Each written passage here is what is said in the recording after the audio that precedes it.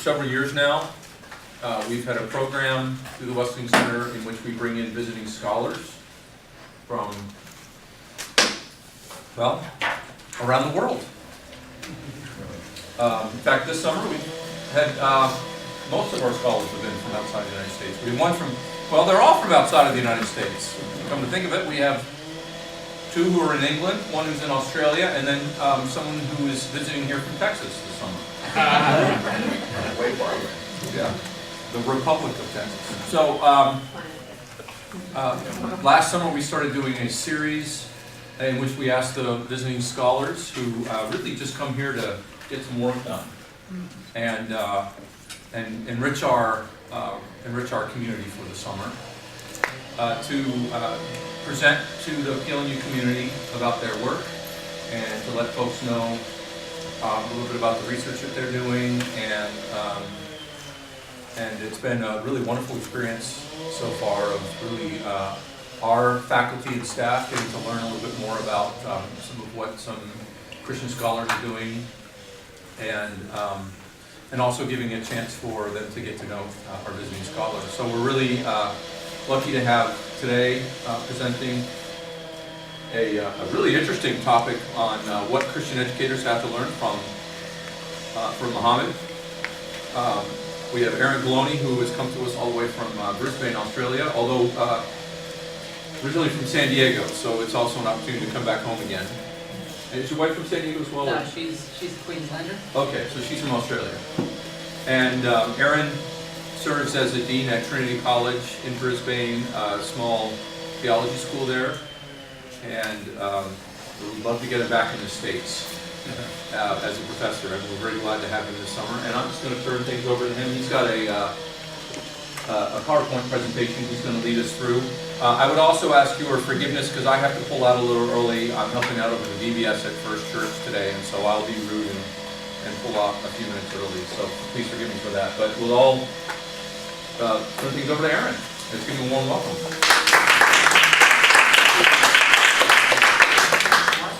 Beth, put away.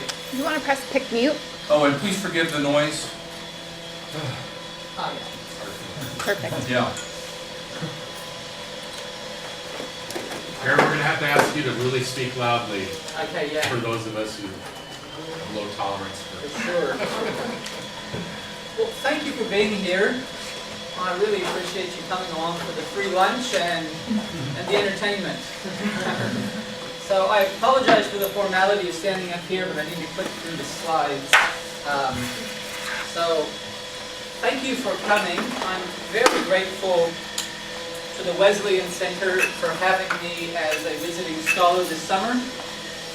Mark and Beth are wonderful hosts, and I have been thoroughly enjoying my time here and benefiting as a scholar from my time at Point Loma. I noticed that back in the year 2000, the center hosted a conference with the title Work Done, Work Begun. And I've used my time here for work begun, to commence research and writing on a few new projects, and what a delightful space the Wesleyan Center has been to do just that. And so what I'd like to do today is just to share with you some of that work begun, work that's in its early stages. How are we doing on volume, Michael? Competing with the jackhammer. Good, you're doing fine. You're doing great. So this is a paper about Muhammad. But I'm not a Muslim or a scholar of Arabic, or for that matter, I'm not an expert in oil or a pundit on Fox News. I am a teacher. Many of you are teachers. And it's from that identity as a teacher, someone who takes education really seriously, that I'll sort of be launching my reflections on Muhammad. What I'm interested in doing as a scholar is finding new dialogue partners to understand my work as an educator, our work as educators, especially as educators who take both education and faith seriously at the same time. So in a previous piece of research, I brought the educational philosophy of John Dewey together in dialogue with Christian doctrine. And I'm pleased to have my friend, Professor Emeritus from San Diego State, Houston Burnside here, and he provided an endorsement from the book, himself being a Dewey scholar. Recently, I've been extending that dialogue into engage with other religious traditions, and some of that's reflected in an edited volume published just this May, and some of that in today's paper, which is different work than this book. What I'm interested in exploring, as I mentioned in the abstract that went around that was emailed to you, is how we as educators can learn from other religious traditions about our pedagogical work. So methodologically, the paper is a blend of practical theology and comparative theology, a blend in which I attempt to correlate Islamic revelation with the practice of teaching. For those of you who work in theology, you know that word correlate is, kind of signals the type of methodological field that I find myself indebted to. So correlating Islamic revelation with the practice of teaching, particularly teaching that takes religion seriously. The bottom line for me is, can Muhammad help me, help you, become a better teacher?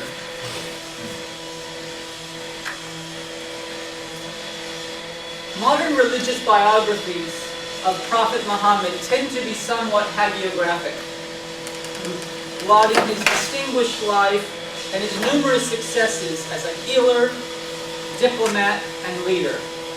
According to the Cambridge Companion on Muhammad, it is especially as an educator that Muhammad's exemplarity shines through. As Aaron Ghiloni explains, if all pedagogues gathered and merged their acquired knowledge about education, it could not be as effective as a prophet. By way of comparison, and fully aware that such comparisons are fraught with inadequacies, the emphasis on Jesus in the Christian tradition as a teacher receives fluctuating emphasis, whereas the emphasis on Muhammad as a teacher in Islam is undisputed. So many kind of wonderful things to say about Muhammad's accomplishments. However, I'd like to put forward that Muhammad's educational approach arose not only out of his considerable capacities, but also out of his incapacities. Poverty preceded prophecy. Vulnerability predated wisdom. So to demonstrate how Muhammad embraced finitude as an educational resource, I want to explore three dimensions of his life: his illiteracy, his orphanhood, and his residential school called the Sufa. These experiences provide a historical perspective, I think, for reflecting on educational practice today. So if finitude is a means of religious insight, how can Christian teachers celebrate and support finitude? One way Muhammad was an exemplary educator was by being what we might call a literacy advocate. And in his day, literacy was the currency of the privileged. But Muhammad permitted prisoners of war to earn their freedom by teaching 10 children to read and write. The prisoners received freedom as they freed the youth from illiteracy. Hadith literature reveals that even though he had hesitations about his narrators not being reliable in their reporting, and the chain of narration is a big part of the Islamic sciences, he nevertheless encouraged his companions to, quote, seek the help of thy right hand if their capacity to remember the Sunnah was failing them. Muhammad's young scribe was tasked with, quote, learning the writing of the Jews in both Hebrew and Syriac so that Muhammad could correspond with them. A literacy advocate.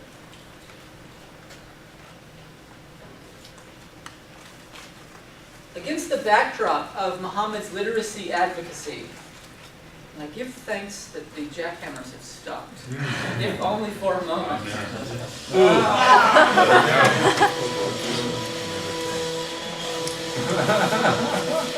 Against the backdrop of Muhammad's literacy advocacy, it seems counterintuitive that many Muslims assert that the Prophet was illiterate.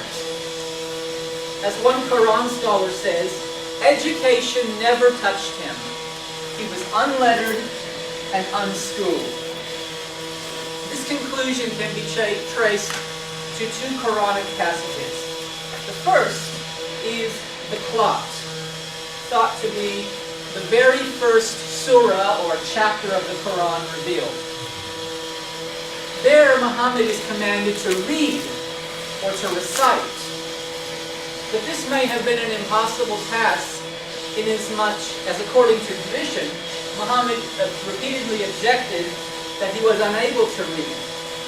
His educator, and educator being an Arabic word rab, for God, his educator in the Quran is said to have taught by the pen. But Muhammad could not read what the pen wrote. Indeed, according to a hadith, when he was asked to write the words of his addresses, he would delegate that task to his companions. In a famous Sufi poem, The Conference of the Birds, the events revealed in the 96th surah of the clock are described like this. Secrets, more than any books have shown, by one who could not read or see, known. I recommend you get a copy of The Conference of the Birds and read it. Wonderful, kind of like a Pilgrim's Progress type story. The second passage that we can trace Muhammad's illiteracy to is found in the 7th surah, particularly the term Al-Nabi Al-Ummi. The term has a range of meaning, with English translations commonly using phrases such as the unlettered prophet, or the prophet who neither reads nor writes. Now today, the term illiterate has a strong pejorative connotation. It implies ignorance, backwardness. But Muslims say that in this instance, illiterate means that revelation was not influenced by knowledge that Muhammad would have acquired elsewhere. One scholar's gloss on this passage is explicit. He says, because the prophet could neither read nor write, he, quote, therefore remains preserved from traces of any existing written culture and is freed from spiritual pollution. So his illiteracy is proof of a divine pedagogy at work.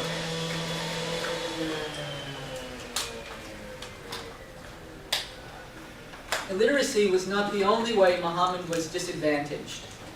He was orphaned at a young age. His father died before his birth. His mother died when he was 6. His grandfather died when he was 8. What's more, he was rejected by the available wet nurses. And in a tribal society based on clan protection, this was traumatic. The uncle who eventually offered him protection was neither the eldest nor the richest among his brothers. According to the morning hours, one of the early Mecca surahs, these experiences taught Muhammad the consoling power of God, the all-compassionate. The Quran says, your Lord has not abandoned you. Did he not find you orphaned and give you shelter? However, and I think this is a key point, Muhammad's helplessness is often overshadowed by these biographical accounts which emphasize his blessedness, his exemplarity.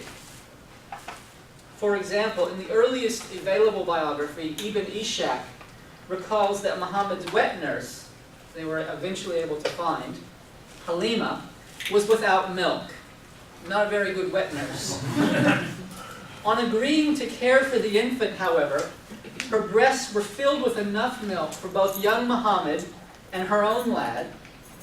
Her camels and sheep were also filled with milk, and her donkey underwent a transformation from an exhausted pack animal to the hardest charging horse in the desert. So Ishak concludes that the boy is a blessed soul who grew like a prosperous plant on account for the grace for which God had predestined him.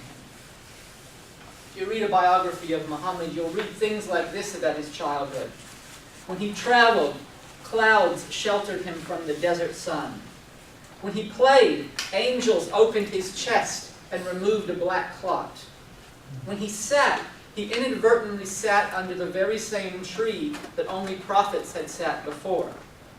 He was a champion archer, had piercing eyesight, and a Christian monk confirmed the birthmark on his back was the seal of prophethood. Despite these wonders, Muhammad was inescapably an orphan. When Bahira, the Christian monk who was into interpreting moles and birthmarks on people's backs, offered hospitality to his tribe's caravan, emphasizing that the invitation extended to everyone, young and old, bondmen and freemen, the young ragamuffin was still left behind. Only after questioning was Muhammad invited to join the group. The experience of being an orphan in the desert, being deserted in the truest sense of that word, was initiation, causing Muhammad to understand the vulnerability required of prophets. Being orphaned and illiterate was a kind of embodied theological lesson. Muhammad's incapacity is not only an accident of history. An important point is being made about the nature of knowledge, and hence the nature of education. With the death of his father, Aaron Ghiloni says, God deprived him of all human support and directed him to the realization that there is no deity but God, who has no partners. This lesson, this theological lesson, had a practical outcome. Muhammad was able to experientially empathize with unschooled people. One of my favorite passages from the Quran, it describes God sending, quote, to the unlettered ones a messenger of their own. Sending to the unlettered ones a messenger just like them. So when Muhammad later articulated an ethic of care for the poor, he did so based on personal knowledge. Holding up a forefinger and a middle finger and showing the small gap between the two, he said, I and the man who brings us an orphan will be in paradise like this. So revelation was not shaped by Muhammad's human learning. Revealed knowledge was an entirely uncaused gift of Allah, a gift, not an acquisition. As the Quran says, God has sent down on you a book and the wisdom and taught you what you did not know. So these pedagogical gifts, revealed in arid and isolated expanses, were not forgotten by the Prophet in later years. Muhammad's mosque at Medina, which he was responsible for designing,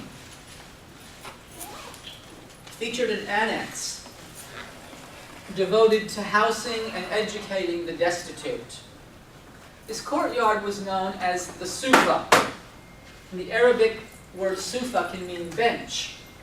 The similar sounding English word sofa is based on this Arabic word Sufa. And this covered platform provided shelter and a resting place for approximately 400 resident students known as companions of the bench. The dwellers at the Sufa consisted in large part of unmarried young men who were poor and orphaned.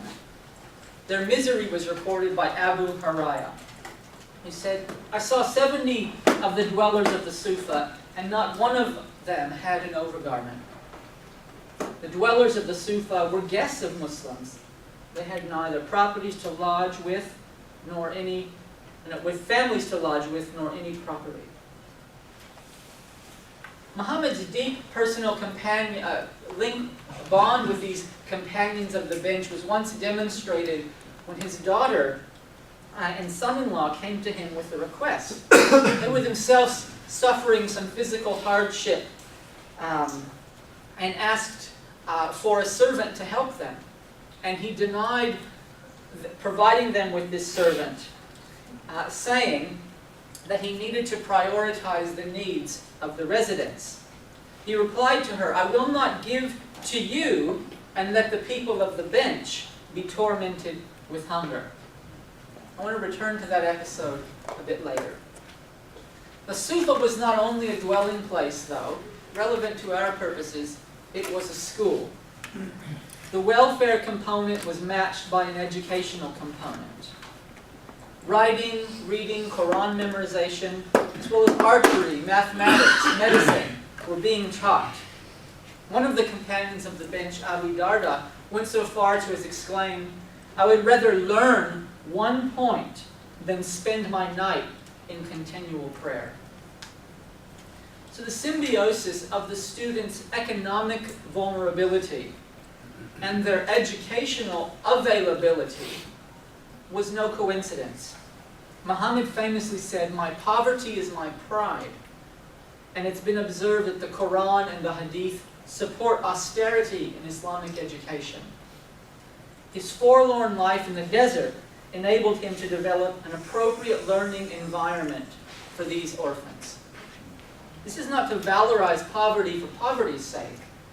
A Sufa education enabled the destitute to better their condition, and many advanced to influential roles in the spread of the young religion.